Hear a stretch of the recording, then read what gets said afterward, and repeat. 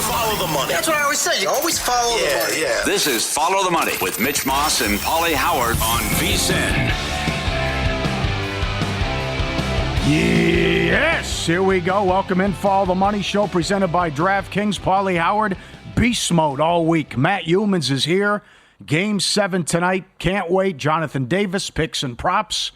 Could we see the historic comeback and the choke job here? Can Edmonton get it done? Jonathan Von Tobel on the NBA draft, which is Wednesday. JT the Brick. We continue our team previews. We're looking at the Raiders today as we continue with the AFC West. Do you concur? Skeens does it again. Good baseball card. A lot to get to coming up. And John Murgis in studio made book for the Chicago mob in the 80s. We'll visit with him. A good article about John in the Chicago Sun-Times. How are you? Great to be here. All right. I love this 4 a.m. Pacific time shift. It's right up my wheelhouse. Paul, you've been doing this for a long time. What, 7 years on this early morning show? How many years do you have left in you? 5, 10? How long can you do this? No less than a year. It turns your life upside down. It's no good, man. It's a tough racket, no doubt about it. Sounds like we got a loaded show today, and how about this? 2 championship games tonight. I know. Stanley Cup and the College World Series. So, I saw a lot of people ripping the NHL, saying only the NHL could blow this because you're playing. Well, why didn't you play over the weekend or a Sunday night? But between the travel and how it worked out, I mean, I know it because you played on a Friday night, which is historically bad because everyone's going out and family night, whatever. But you go Game 6 on Friday, now you go Game 7 on Monday. But, I would have liked to have it on a Saturday or a Sunday, but that's how it worked out because they were so concerned about the schedule and the historic. We never had this much travel in a Stanley Cup Final. So here we go on a Monday night, and we'll see what happens in the College World Series. It's not the end of the world. A lot of people complain about the schedule. And with the, like you said, as it turned out with the lengthy travel between Edmonton and South Florida, it becomes something that makes complete sense. And it's great to have. We're sitting here on June 24th, and we still have hockey. Think about that. Yes. It's the NBA Finals were a dud, but the Stanley Cup Finals have been outstanding. All right, I'm ready, and I can't wait. This is the most excited I've been for a hockey game since 1994. I think this is the biggest hockey game since Game 7, 1994, Rangers-Vancouver, when the Rangers ended the drought and they won in 7. Nothing better in sports than a Game 7. Can Canada end the drought? Can McDavid hoist the trophy and win it all? You fire your coach at the start of the season, and everything changes under Knobloch. So the collapse here and choke job by the Panthers, which is on the line. I mean, so much here going on. Conn Smythe, 0-3, Canada ending the drought, Game 7. I mean, I think this is the biggest game since 94 because of what's on the line here. And again, nothing better than a Game 7, and I can't wait tonight. And just to put this in perspective, going into the third period of Game 3, it was 11-1 Florida, total goals in the series. Since then, it's 20-5 Edmonton. So I thought maybe they found something in the third period of Game 3. They lost that game 4-3, but trailed 4-1 entering the third. And you're talking about historically great numbers with Bob, and he's going to win the Conn Smythe, and they can't score on him. And now he's been a basket case. He's given up soft goals. And Ray Ferraro made a great point. Oh, it's just one game. It doesn't matter what the score is. And Florida is frozen. And they sent a message, and Florida is spooked, was the word Ferraro used. And I agree with it. They were spooked by what happened in Game 4. To get beat 8-1 in a hockey game when Bob had played so well, it changed the whole series. It changed, and I'm not a big momentum guy, but you can win more than one game, as we saw what happened with that game poor performance. Because since that third period, as I mentioned, it's 20-5 Edmonton. But Bob, who was so good at the start of the series and so good in the playoffs, has allowed 14 goals on the last 64 shots. This is madness, how everything is flipped in this series now. No question about it. Well, it's 18-5 in the last 3 games, right? So, yeah. We've been talking a lot about this on the shows. What caused this series to turn on a dime? And I think it's hard to pinpoint exactly what it was because the first 3 games looked like Florida was too good defensively, too physical, punishing the Oilers, and then everything just completely turned around. You know, you can talk about Game 4 and the Oilers winning that in the blowout and how, they won more than one game. But if you think back to the NBA Finals, it was a similar situation where the Mavericks won Game 4 by 38 points. Mm-hmm. And then they came back in Game 5 and got blown out in Boston. But the Panthers have now found a way to bounce back here, and I think that's shocking for a lot of people who are just not used to teams down 3-0 coming back this strong. You're talking about 1994. I remember that Rangers team. Great series. I'm thinking about 2004, the Red Sox and the Yankees. Oh, no doubt. That's what this reminds me of. Absolutely. So people that will kick that around, too, coming up about biggest choke and where this would rank. And Matt's a Yankee fan, so that's been brought up several times in the last week as well. So for the third straight game, I'm going to say this, too. Based on Ferraro's comments, and he's exactly right about being spooked and frozen, the first goal tonight's enormous. And you saw how well Edmonton played to start Game 6. It's 11-2 shots on goal in the first period. So everything's flipped in this series. And if Edmonton can get the first one tonight again, then Florida's really up against it. Can you imagine that flight back to Florida after Game 6? And can you imagine what you're thinking if you're a Panther and what that's like? Where we can win the Cup and get it done and finally win for Florida in a first Stanley Cup for the organization. Or if you lose, you're a punchline and a joke. Mm-hmm. If you lose. All the pressure's on Florida, not to mention Edmonton's on a free roll. They've already had a great season. The season was over. You're down 0-3. And now you can just come out and play loose knowing that you can, again, make history, end the drought for Canada. McDavid gets a cup, and it's completely flipped here, where if they get that first goal again, they're also fantastic playing with the lead. Yeah, it's a lot of great storylines, actually. And you wonder if the Florida Panthers can ever recover from this. You know, they lost some 5 games to the Vegas Golden Knights in the final a year ago. Yep. And if you're up 3-0 and you blow this, where do the Panthers go next? It's obviously a disastrous collapse if that happens. I would like, not that I'm a fan of the Edmonton Oilers, but I would kind of like to see Canada in this Stanley Cup drought. It's ridiculous. I'm with you. It's completely ridiculous. Yep. 1993 is the last time a Canadian team won the Cup. Yep. Yeah, how is that even possible? I don't. So I said it. Jonathan Davis is going to say it coming up, and I saw plenty of this on social media. All these people that have future tickets on Florida or bet them on a series price, they're not going to be upset if they lose. Number one, you could have locked in a nice profit because Edmonton was 11-1 how many and people 7-1. actually did that? See, that's the thing I'm talking about. I know some people who bet Florida Panthers futures. Right. And when they're up 3-0, they're counting their money. Oh, sure. Absolutely. So they weren't looking to hedge. Yep. Just never happened before. Right. They weren't hedging. Right. Yeah. But the job that Knobloch has done here, and every move has worked out, and even pulling Skinner in the Vancouver series and then bringing him back. But this was all over social media as well. Edmonton, this season, each time after 3 losses under Knobloch, November 24th through December 12th, they rattled off 8 in a row.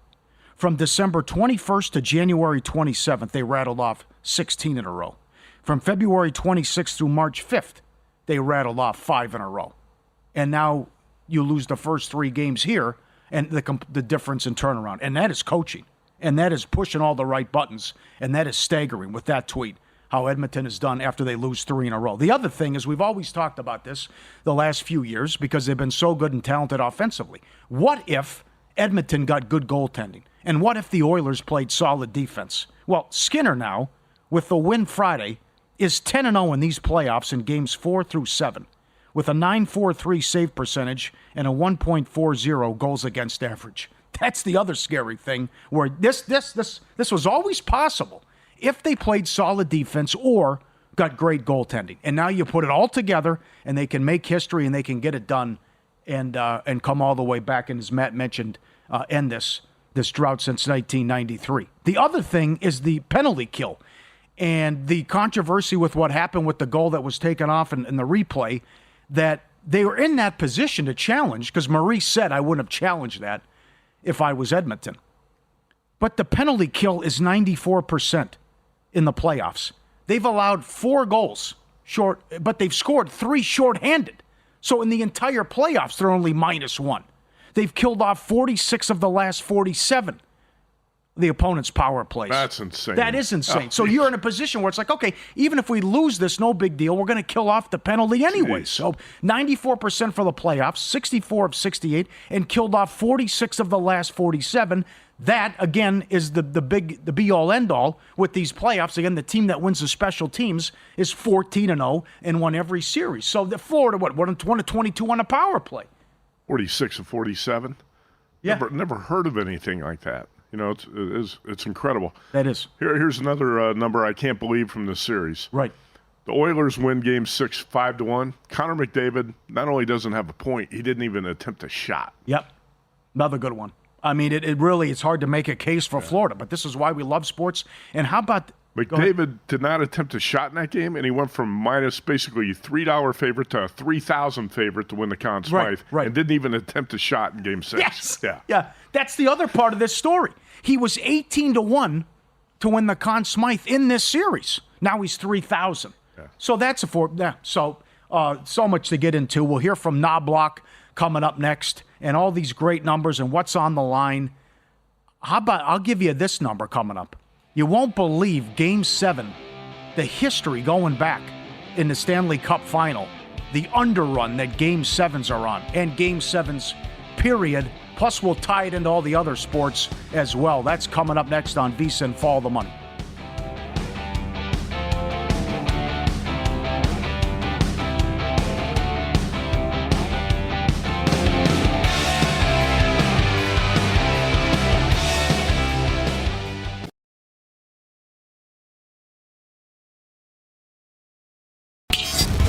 This is Follow the Money on VSiN.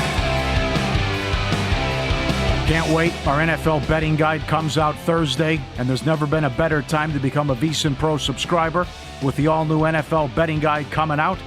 Got to subscribe now. We go through every team, division previews, best bets, props. Matt Youmans has an awesome opinion and article on a win total that he loves as well. We'll get to that later in the week. Get the guide. You must be a VSiN Pro subscriber. $199. 13 months, less than 50 cents a day. Betting splits as well. Everything you want. But again, you got to be a subscriber to get the NFL betting guide. VSiN.com/subscribe, code FTM. Code FTM, VSiN.com/subscribe. So Brian sent this in before the show, and it checks out. Since 2015 in hockey, Game 7s are 29-12 to the under. Game 7 Stanley Cup Final, 14 the last 15. 5 goals or fewer scored. 14 the last 15. Now, you're going back to like the 40s and 50s here.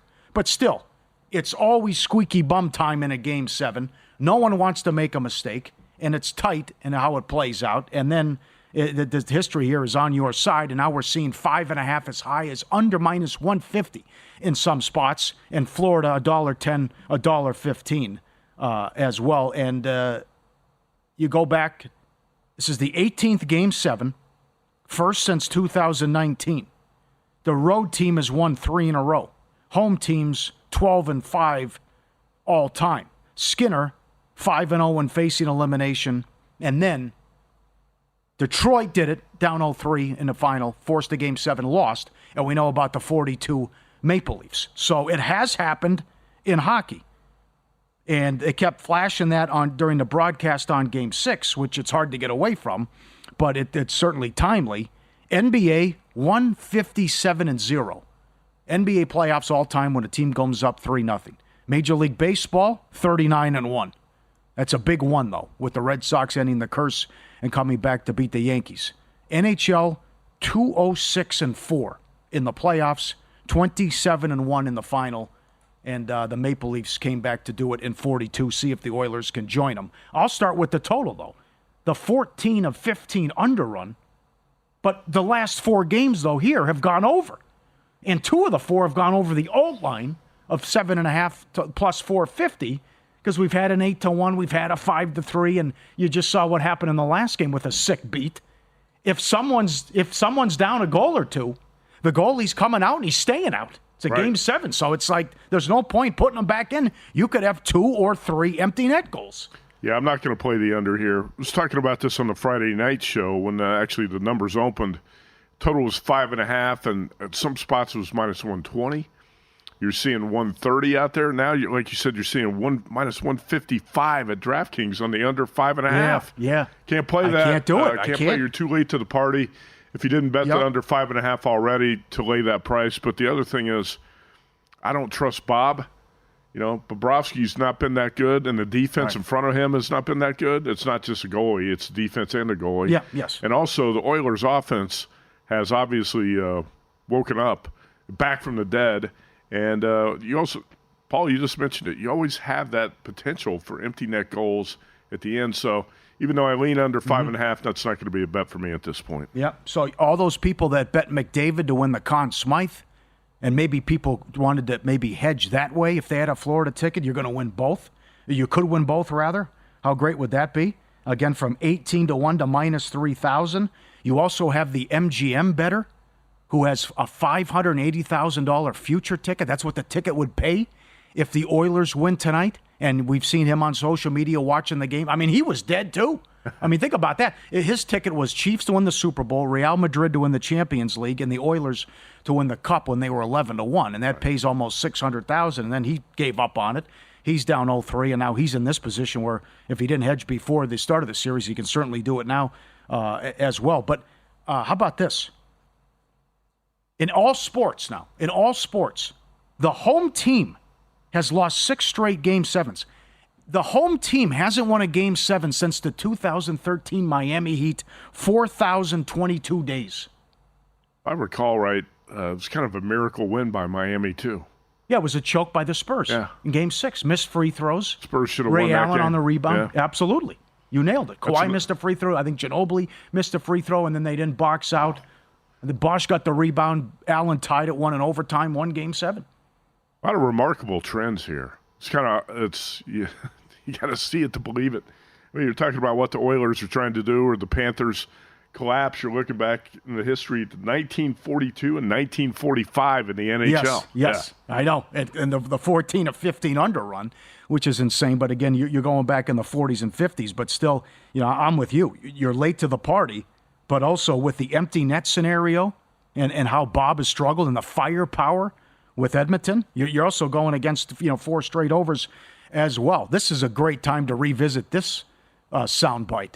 Before the series started, Knobloch, because remember they were there last year, Matt just mentioned it, Florida lost in 5 out here to Vegas, and Vegas won the Cup. Knobloch was asked about how important is experience.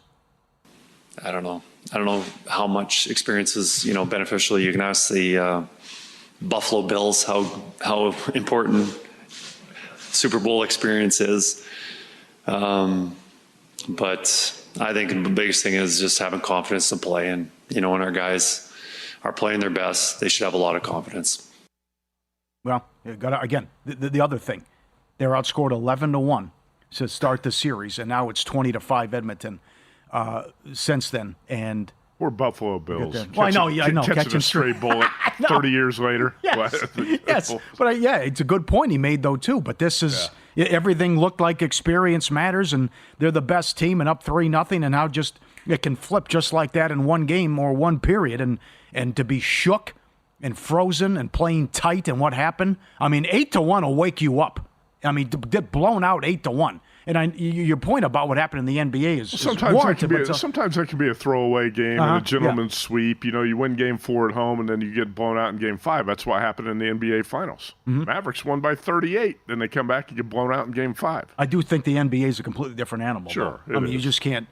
You see blowouts all the time, people letting go of the rope, whatever. But this is, I think hockey's a different ball game as well. But you've also seen huge tickets cash on first goal scorer.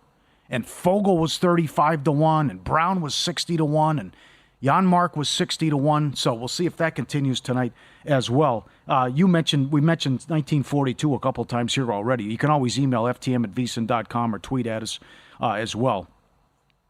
This is a great email sent from Mark in Canada. I've lived in Edmonton for 6 years. One of my closest friends and family involves Toronto in 1942, and then if coming full circle in Edmonton in 2024. My close friend is Perry Langell. I think it's pronounced the grandson of Pete Langell, Langelle. He played on the only team to come back 3-0 and win the Stanley Cup, on the Toronto team. With Edmonton about to match history, and that this is, Pete's his grandfather, Pete scored the winning goal in Game 7 to solidify the comeback and win the Cup. And we'll be watching the game here in Edmonton with friends at a bar with his grandfather's Stanley Cup for a good luck with the watch. They didn't give out rings, but Rolex watches back then. He attached pictures in the email, and Perry said they gave rings to families in the mid-late 90s, and his grandfather it could be in the Hockey Hall of Fame. But anyways, he attached photos as well. There's a great email that he's watching here with with Pete and the Langell family after what happened in 42 and coming full circle, that he lives at Edmonton and watching the game tonight. I thought I'd share that as well. But yeah, there's so much going on here with betting angles and the big games and 0-3 comeback, and I can't believe the McDavid stuff here. I mean, there's as you said, there's so much going on, but it all goes up in smoke if you give up a softie or something comes out. It's 1-0 5 minutes in, and I just can't imagine what the pressure's like on Florida, though, too. I mean, Johnny Lazarus wrote about it today up at vsin.com. Can you make one case for Florida where we think, I like them here, or I like this? It's a horrible situation to be in. Yeah, but I also think Johnny Lazarus liked Florida in Game 6, didn't he? Yeah, everyone did. Good point. Yeah. The whole world was on Florida in Game 6. I know. A lot of handicappers who liked him in Game 6 and now say, I don't know how you could bet him in Game 7. Yeah. Sometimes is better. That's when you have to go the opposite way. Yes. You got to think contrarian. So I don't know. I to be honest, I don't know what to do with this game tonight. I'm seeing a price as low as minus 105 on the market and on the Panthers. Didn't Mike Palm was pretty heavy on the Panthers prior to the series, right? Uh-huh. Yeah. I loved him too. What's he think? He thought Florida. No, right now going into Game 7. Like Edmonton. He said Florida had to win Game 6 or it's over. Yeah, absolutely. Right. And I like second period over again as well, which should have been a rocking chair winner. But the goal disallowed, but we get there late with the breakaway with like a minute left in the second period. You can bet second period over 1.5 with reduced juice. First period under, juiced heavily. First period under, heavily juiced as well. You won't believe the move in this Major League Baseball market over the weekend. That's next.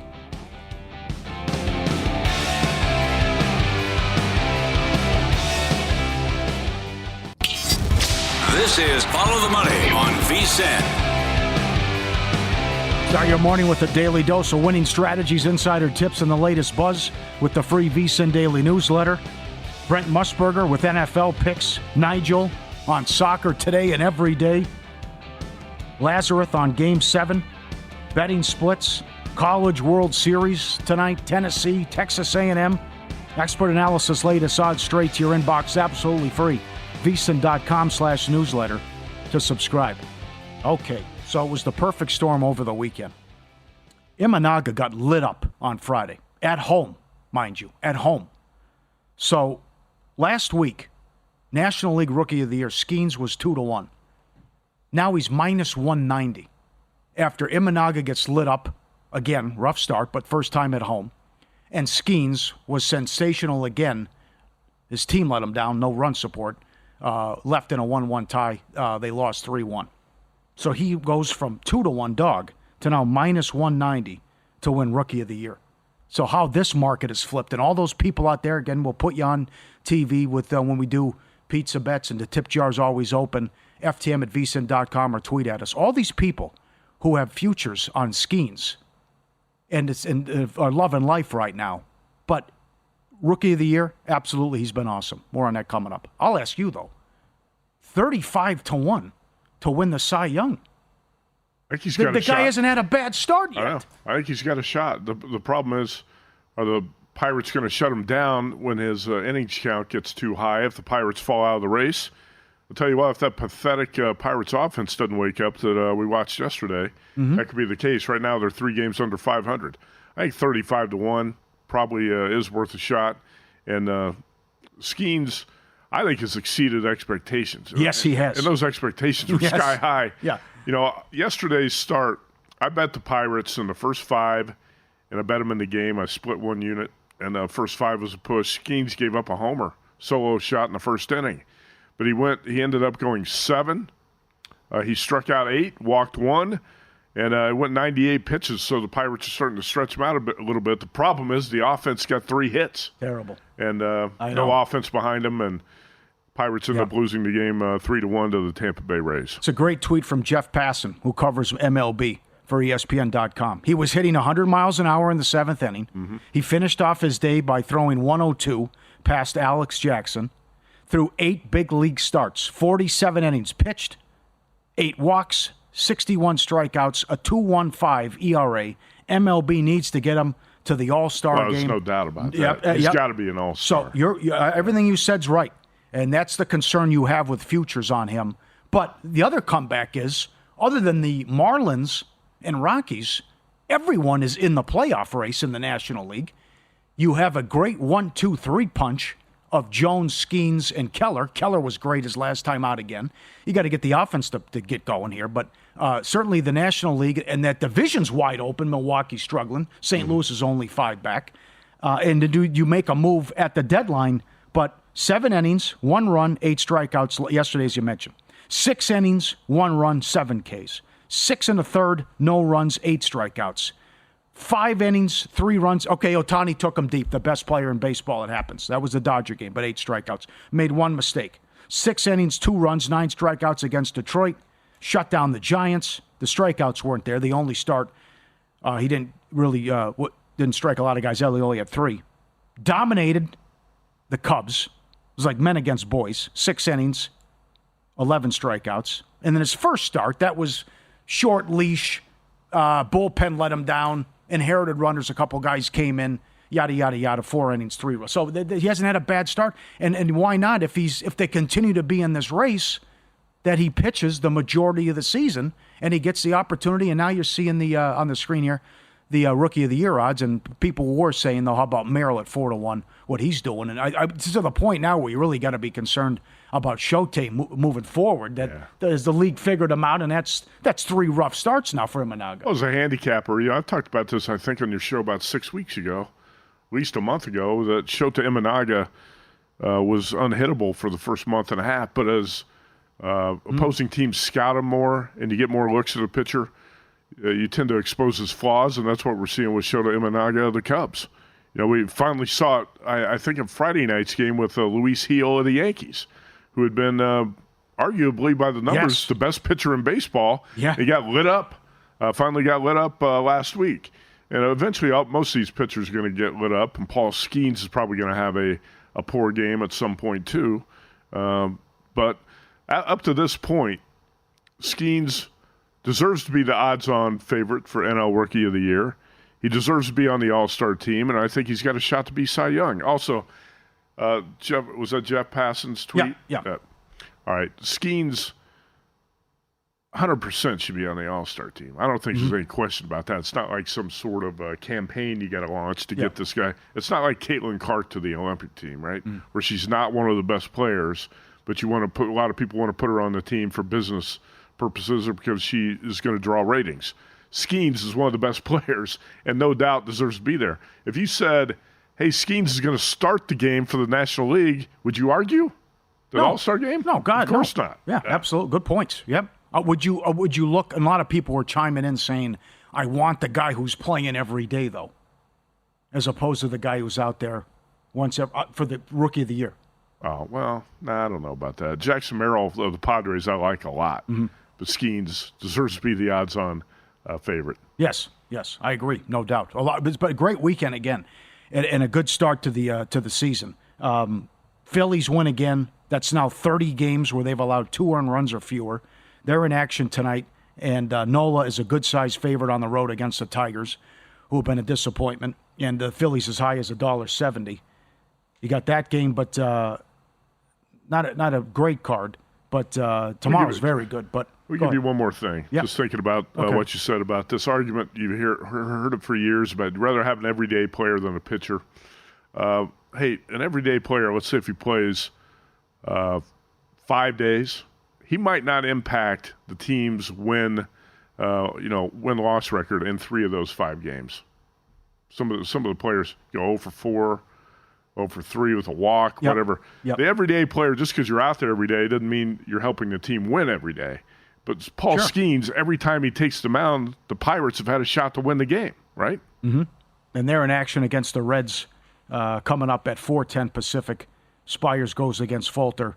That's coming up. Anything jump out on the baseball card? I do have one game I like. I'm going to talk about later. So Garrett Crochet of the White Sox goes today. Yep. And this is very similar to yesterday with Paul Skeens and the Pirates, where if you're going to bet Crochet in the White Sox, I think you have to do it first 5. Yesterday, I should have put my whole bet on first 5 and not split up first 5 in game. I'm only going to bet the White Sox in the first 5 today. The Dodgers have not yet announced their starting pitcher for the series opener on the south side of Chicago.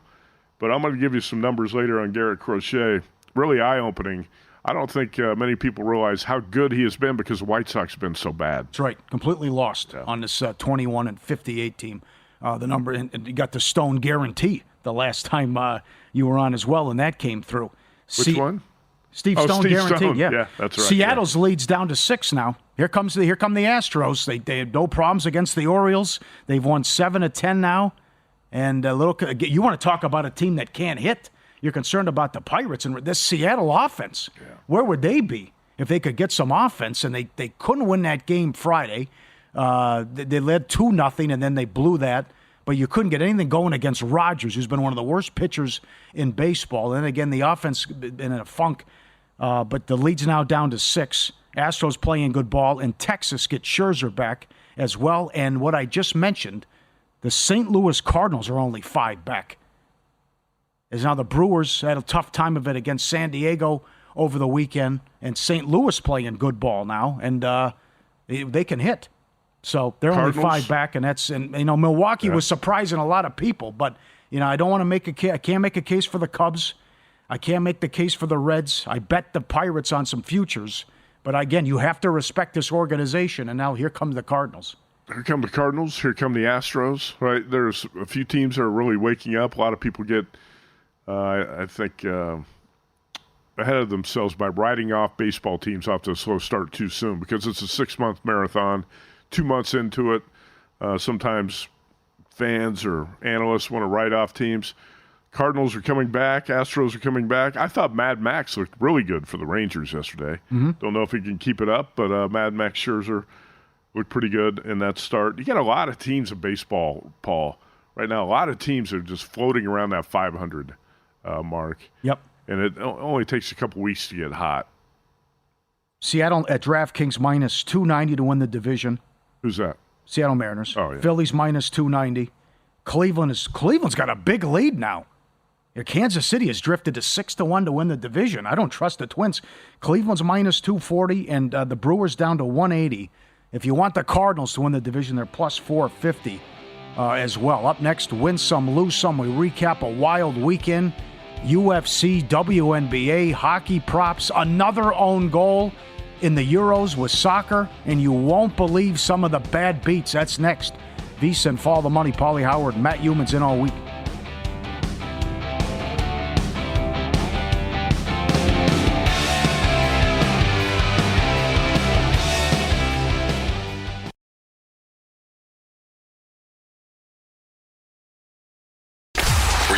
Last night? Wow, winning. Or was it a rough one? Well, they can't all be winners, can they? Loser! You're a loser! Pauly Howard recaps the night in sports betting in Win Some, Lose Some. Game 6, Fogle, first goal, 35-1.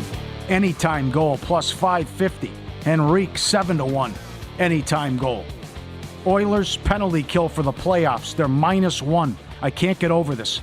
They've allowed 4 power play goals. They have 3 shorthanded goals in the playoffs and killed 46 of the last 47. Skinner, first goalie to have an assist in the Stanley Cup Final since 2003. Marty Brodeur. That's something to put. Velo said it wasn't offered, but that's something that, throw that up. Who knows what the price is, but that's great job by Skinner. And first goalie to do that in a long, long time. Another own goal in the Euros. And again, hard to find, but if this is paying 7-8 to 1, it's happened 7 times already in this tournament. France, Netherlands, draw plus 210. Georgia, Czech Republic, draw 3-1. UFC Fight Night, Whitaker, round 1, 7-1. Lou Finicaro did it again. Volkov, plus 210 to win by decision. He was 6-1. Lima by sub 8-1 to win in round 3, 13-1. Magomedov to win in round 3, 8-1. Gadzi Alazov by decision, 7-1. WNBA, Liberty Sparks over, 166.5 up to 169.5. 98-88. These are high totals, and they're moving on a regular basis and getting there. Fever, Saturday, plus 1.5, went off a 3-point favorite. They were up big and won by 12 on Friday. Yesterday, I put it under win some, but we were talking about this before the show with Matt. The Chicago Sky opened the dog, went off a 2-point favorite, and won by 1 yesterday as Reese was fantastic against Clark. More on the free throw debacle coming up, but Chicago opened a 1-point dog overnight, closed a 2-point favorite, and won by 1. You know, by the way, mention that Fever Dream game on Friday. Yep. 17,700 fans showed up for that game. Believe that? Oh, that's hard to believe. Actually, the Caitlin Clark factor in the WNBA is a real thing. Yep. Subscribe, be part of the team, vsin.com, our radio and podcast friends. You always want to see these tweets and videos. A great dog video today. He is allowed to eat what's on the floor. That's the rule. So here he knocks the biscuit on the ground, and he comes in. The owner's not looking. Coming. Oh, it's on the floor. I'm allowed to have it now. There you go. Like coming in with the paw, slowly but surely. Come in. Oh, I know what I'm doing. I have it all figured out. Look at his face. That's awesome. We played the video at the end of the show Friday with Donald Sutherland on with Rosie and passing gas in an elevator. He once racked up a $7,000 phone bill listening to Montreal Expos game over a telephone from Europe. His love of the Expos and of Canada was endless, and we lost him at the age of 88, a great actor. And he even took it hard when the Blue Jays lost in the playoffs last year. He's got a great quote of being disgusted when Vlad got picked off second late in one of those games. So had to listen on the phone. $7,000 phone bill. Right. Listening to Expos my games. first question was, did he have a big bet on the game? That's true. Sure. That's a fair question. What's your doubt. favorite Donald Sutherland movie? Oh, that's hard. Well, I would say Roll. I mentioned it briefly Friday. In JFK, he's in, I think, one scene, but it's like an 8-minute scene, and it's just Costner has a couple lines in the scene. He's going nonstop talking for 8 minutes. I can't believe you can recall that much dialogue. He's a great actor. Oh, absolutely. Great actor. I like the Dirty Dozen. I'm going to go way back. Dirty Dozen and Kelly's Heroes. All right, that's fair. You watch those? No doubt. You've seen those? Those are way. You got to go way back to that. Is that Don Rickles? Kelly's Heroes? Yeah, he was in that. It was a MASH too. Okay, Dana White said he's already $16 million deep in preparing the spear for UFC 306 on September 14th. It will be one and done, and it'll be the greatest live sporting event of all time, according to Dana White, with the UFC coming to the spear. Lose some? The Wings, plus 1.5, went off a 3.5-point favorite Saturday. Not even close. Lost by 28 to the Mystics. Oh, God. What was that all about? Not even close with that move. Mercury Lynx over, 160.5 up to 167. Also not even close. 73 to 60. Now, I know you golf every day. You golfed yesterday, and 110 degrees, you don't care. I put this under lose some. This is under How to Get Divorced 101. This is from Cheryl. Hey, Mark. It's on the tape to the door. I know you're going to play golf this afternoon with the boys. I've borrowed a few of your clubs with the numbers 6, 7, 8, and 9. After you finish cutting the lawn and edging the driveway, text me a picture. After I get your text, I will let you know where I left those clubs with the numbers on them. Also, include the dog out on the lawn so I know you're not texting an old picture. Your loving wife, Cheryl. Come on, Cheryl. Wow. That's not right. Yeah, he made the mistake. He got married. You gotta pay for your mistakes. It's tough. Go ahead. Yep. Go ahead. Couple bad beats. Oh, it doesn't end. I had it. Game 6 under, 5.5.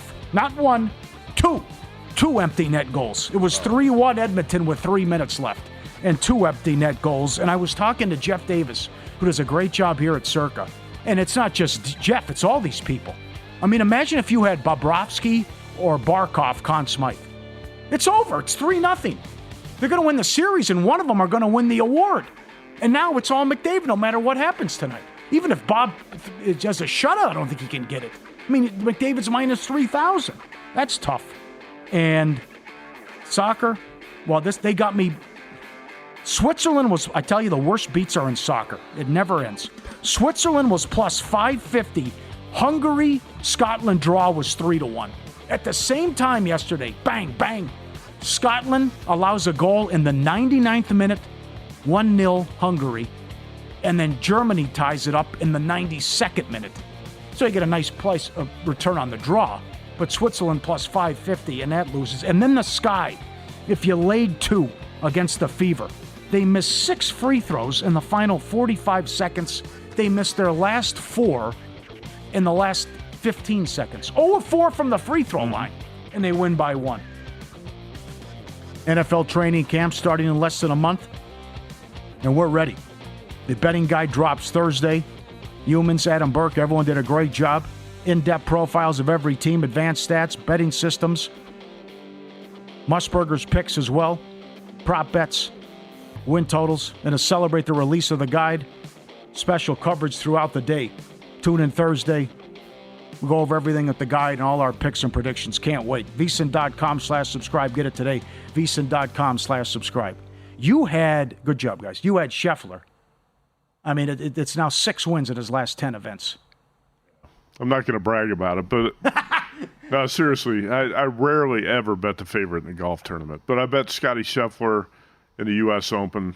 He was one of the bets. Bryson DeChambeau actually won it for me at 21-1, but Scheffler bombed. He was a flop in the U.S. Open. Well, I've been watching Scotty Scheffler, like most people have, very closely. And to me, he's the best bounce-back player, even within a round, that I can recall in a long, long time. And Scotty bogeys a hole, it's almost automatic that he comes back and birdies the next one. Or he might birdie 3 in a row, but he's a great bounce-back player. So he was such a bust at the U.S. Open. I said, I got to come back with him in the Travelers here in Connecticut because Scotty is such a good bounce-back player. He's probably going to come back and win the Travelers. Well, what did he do? He came back and won it, and he won in a playoff, and hell of a performance. That was a PGA Tour style course that Scotty Scheffler thrives on, where you can make a lot of birdies. You are pin hunting, firing at pins, and it comes down to who can make more putts, make more birdies. And Scotty's putter looked a lot better than it did at the U.S. Open. How bad did he look on the greens at the U.S. Open at Pinehurst, right? It was a total fluke. He was lost. Yep, right. But like you said, it's an outlier. Yeah. And he was back in his comfort zone in Connecticut. Ridiculous. 4-1. Yeah, but 6 of the last 10 he's won, and then a second and a second in there as well. And then what happened at the PGA? Gets arrested, caddy doesn't show up. Or, excuse me, caddy had to go to his daughter's graduation for a round, and he's still in the mix and almost won that. Kim, the putter, let him down on Sunday, but he also has to make the big putt after the protesters come out with the delay, and he still made the putt. Yeah, that's the thing, too. It's, Scotty Scheffler wins at 4-1, but for Wes Reynolds and anyone else out there who had Tom Kim at 50-1, that's such a bad beat because Kim makes that putt after the protesters storm the green, forces the playoff, and he just hits a terrible approach shot in the playoff to basically hand it to Scotty. Looking forward to this coming up next. We could do an hour with the guy, but we'll do 10 minutes with John Murgis up next in studio, Chicago native and sports bettor. A great article on John in the Chicago Sun-Times. In the 80s, he made book for the Chicago mob.